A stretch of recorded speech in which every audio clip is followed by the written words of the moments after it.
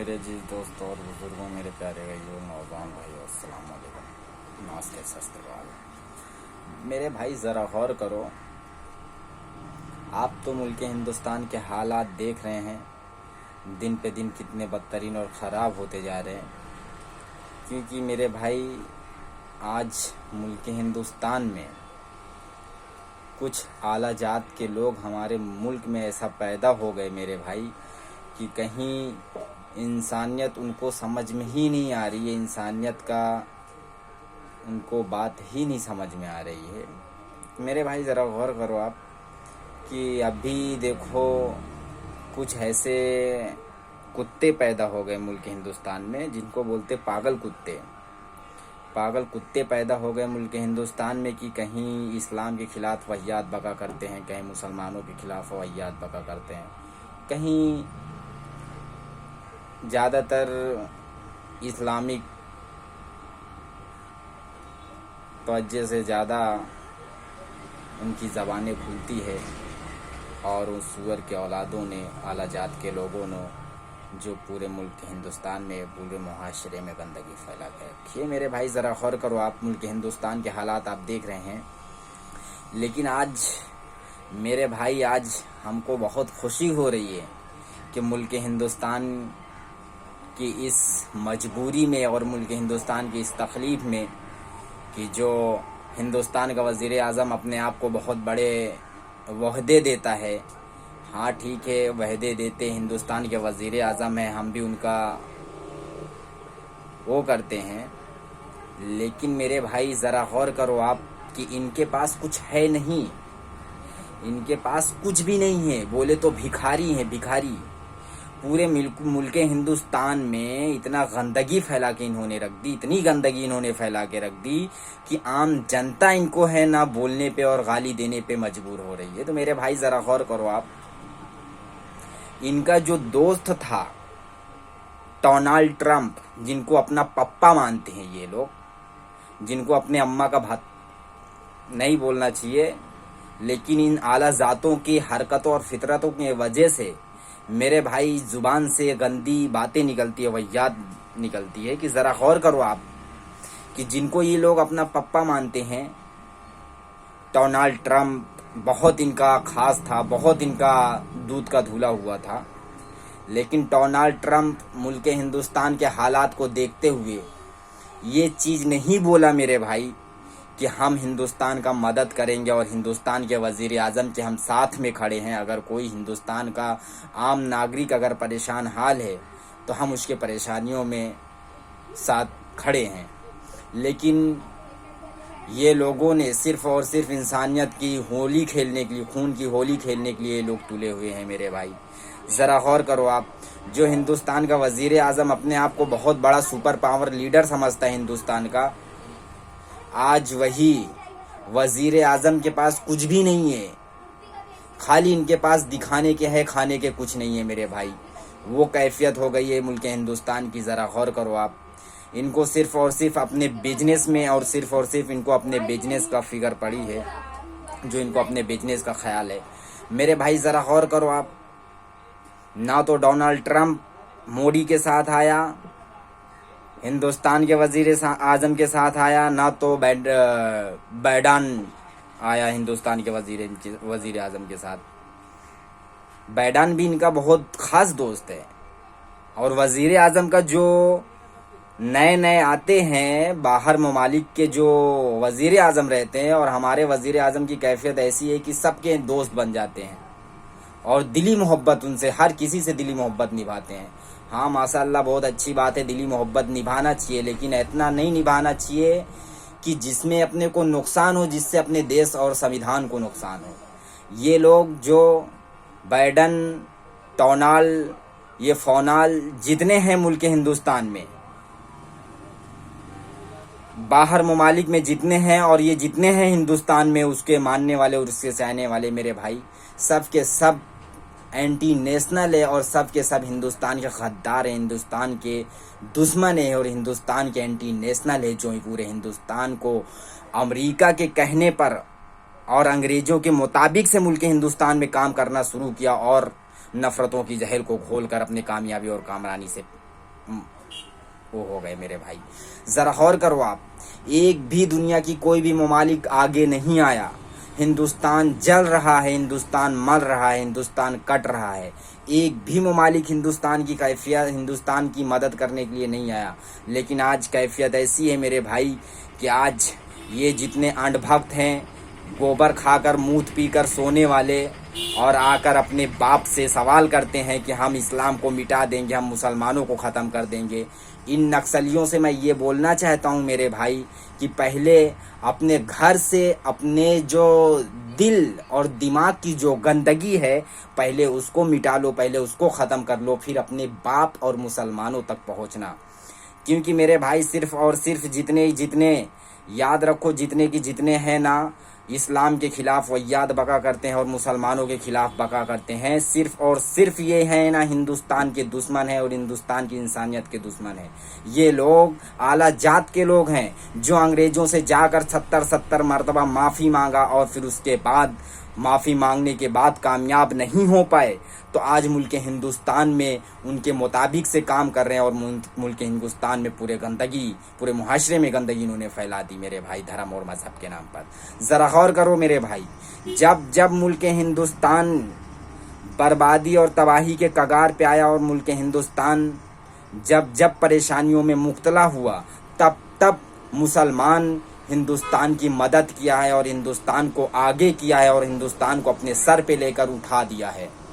लेकिन याद रखो मेरे भाई, इस सरजमीन पर बहुत से बड़े बड़े लोग हैं जो अपने आप को अंडानी सडानी लंडानी बोलते हैं मेरे भाई। ये अपने आप को बहुत बहुत बातें बोलते हैं, बहुत बड़े बिजनेसमैन समझते हैं। क्या है इनके पास? कुछ भी नहीं है। बाहर ममालिक से इनको है ना बाहर ममालिक से मदद करना पड़ा, जो मुल्क हिंदुस्तान के कैफियत को देखते हुए, मुल्क हिंदुस्तान की दर्द और तकलीफ को अपनाते हुए और अपना उसमें हक लिया मेरे भाई।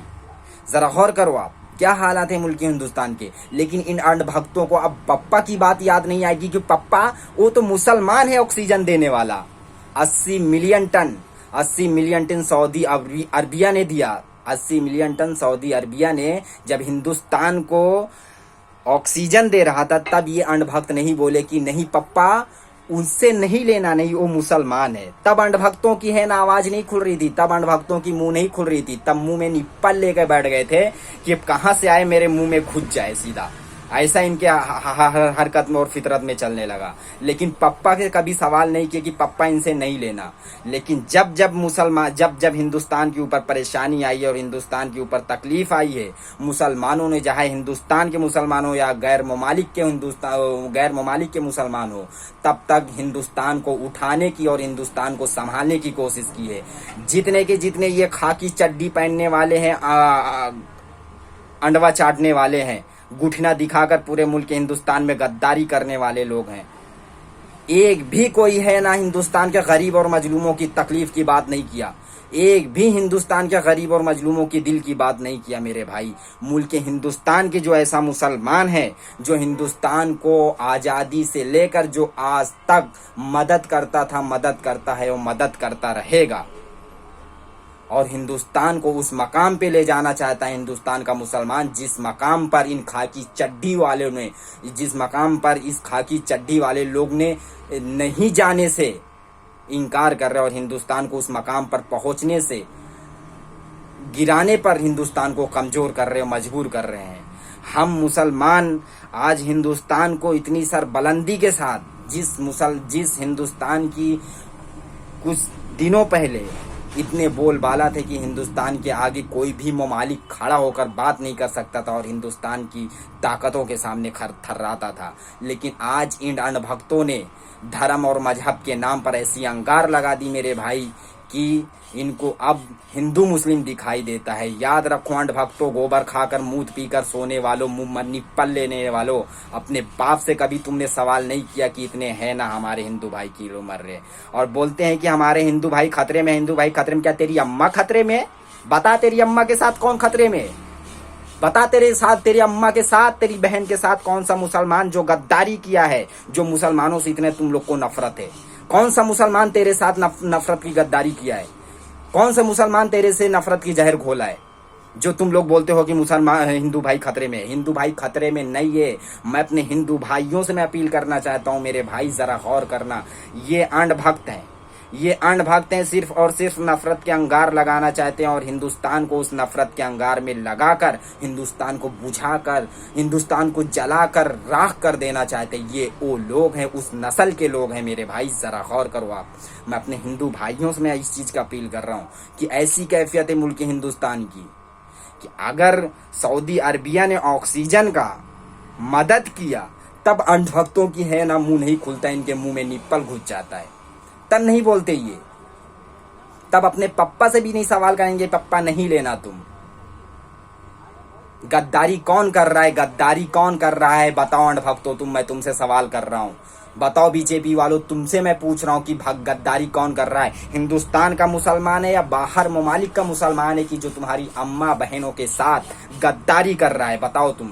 अगर आज हम गद्दारी करते, अगर हम आज धोखेबाज होते तो आज हम हिंदुस्तान को इस मकाम पर ले जाने के नहीं ले जाते और हिंदुस्तान को इस सरबुलंदी के साथ मोहब्बत और शिद्दत के साथ नहीं नवाजते और हिंदुस्तान को आज इस मोहब्बतों से हमने जिसको हर जगह आईनों से रंग दिया, आईनों से जड़ दिया, हीरो मोतियों से हमने जड़ दिया। लाल किला से लेकर ताजमहल तक, ताजमहल से लेकर कुतुब मीनार तक, कुतुब मीनार से लेकर मक्का मस्जिद तक, मक्का मस्जिद से लेकर चार मीनार तक, हर चीज हमारी मौजूदगी है अंधभक्तों, हर चीज हमारी मौजूदगी है। तुम्हारी अम्मा का कहाँ निशान है, तुम्हारी अम्मा का सिग्नेचर कहाँ है, तुम बताओ। हिंदुस्तान की एक भी सरजमीन पर तुम्हारी अम्मा का सिग्नेचर नजर नहीं आएगा। तुम सिर्फ और सिर्फ मुसलमानों से सवाल करते, मुसलमानों से गद्दारी की बात करते। अबे यार गंधोड़ो, अपनी गिरेबान में झांक कर देखो कितनी गंदगी और कितनी बू आती है, कितनी गंदगी है तुम्हारे जहनों में, जो आज हिंदुस्तान के नागरिकों को, हिंदुस्तान के आम जनता को एक शमशान बनाकर, एक कचरे का ढेर बनाकर तुम लोग जला रहे हो, राख कर रहे हो। तुम पर नालत हो, तुम पर गैरत हो तुम्हारी जिंदगी। अल्लाह तुम्हारी नस्लों को उखाड़ कर फेंक दो अंधभक्तों, अल्लाह अंधभक्तों की नस्लों को उखाड़ कर फेंक दे, जड़ों से उनकी नातो नाबूद कर दे उनकी जिंदगी को। और ये हमसे सवाल करेंगे।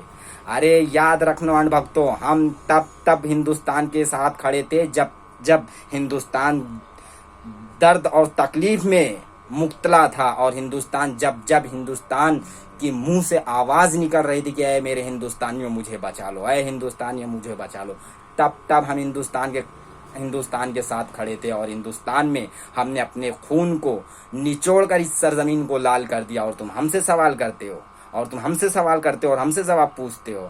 याद रखो अंधभक्तों, जाकर पहले अपने पप्पा को सही करो, जिसको देश चलाना नहीं आता है, जिसको मुल्क संभालना नहीं आता है, जिसको कंट्री का एहतियात नहीं मालूम है, वो आज मुल्क हिंदुस्तान चलाने के लिए बेताब है मेरे भाई। जरा गौर करो, जो अपना घर नहीं चला सकता है वो मुल्क हिंदुस्तान क्या चलाएगा। याद रखो, अगर इस मुल्क को कोई चला सकता है, मुल्क हिंदुस्तान को कोई चला सकता है, तो मुल्क का हिंदुस्तान का मुसलमान ही है जो मुल्क हिंदुस्तान को चला सकता है और मजबूती और के साथ, शिद्दत के साथ खड़े रहकर जालिम हुक्मरानों से मुकाबला कर सकता है।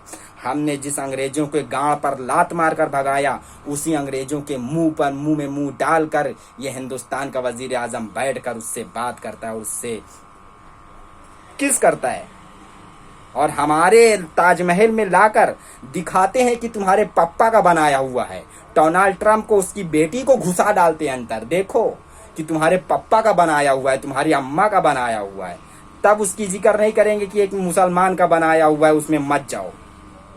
तब नहीं बोलेंगे कि एक मुसलमान की बनाई हुई वो ताजमहल है उसमें मत जाओ, उसमें नहीं जाना चाहिए।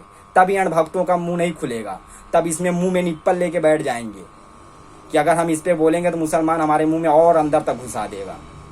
मुसलमानों को मिटाना, मुसलमानों को गुमराह करना छोड़ दो और हिंदुस्तान में गंगा जमुनी तहजीब की बात करो, गांव देश की संविधान की बात करो, जो संविधान आज ना तो नाबूद होने पर है और हिंदुस्तान का संविधान जो खत्म होने के कगार पे आ गया है, मिटाने के कगार पे आ गया है। हमको भरोसा है हिंदुस्तान के संविधान पर, हिंदुस्तान के कॉन्स्टिट्यूशन पर, हिंदुस्तान की संविधान पर, जिसके लिए हमने हर चीज कुर्बान कर दी और वो लोग आकर हमसे सवाल करते हैं। जो हिंदुस्तान के साथ सरासर गद्दारी करते थे, 70-70 मरतबा जाकर अंग्रेजों के माफ़ी मांगते थे उनके साथ, वो आज हम पर आके सवाल करेंगे, हमसे आके देशभक्ति का बात करेंगे। याद रखना, हमसे देशभक्ति की बात नहीं करना। नहीं, याद रखना, अगर हम सच्चाई बोलने पे आ जाएंगे तो मंदिर के कोपचे में क्या बैठ के करते हो वो सब हम बयान करेंगे, सब हम बोलेंगे। लेकिन हमको गुमराह मत करो। हम किसी की मजहब और धर्म की वायलेशन नहीं करते, हम किसी की धर्म और मजहब के खिलाफ नहीं है। और हमारा इस्लाम हमको इस बात की इजाज़त देता है कि हम किसी की धर्म और मजहब की तौहीन नहीं कर सकते और उसका अपमान नहीं कर सकते। तो आप खबरदार हमारे मजहब और हमारे दीन और धर्म के मजहब में और हमारे रसूल अल्लाह के बारे में गुस्ताखी मत करो। नहीं फिर है नांड भक्तों, याद रख लेना, मुंह के तरफ से निप्पल डालूंगा और गांड की तरफ से निप्पल निकाल दूंगा। समझ रहे हो ना? हम वो लोग हैं। हम हिंदुस्तान की तौहीन नहीं देख सकते, हम हिंदुस्तान के साथ हिंदुस्तान की गद्दारी नहीं देख सकते। योगी आदित्यनाथ तो ही बोलता है ना कि उत्तर प्रदेश में अब अपराधियों का कोई जगह नहीं है, कोई उनके लिए जगह नहीं है। या अपराधी उत्तर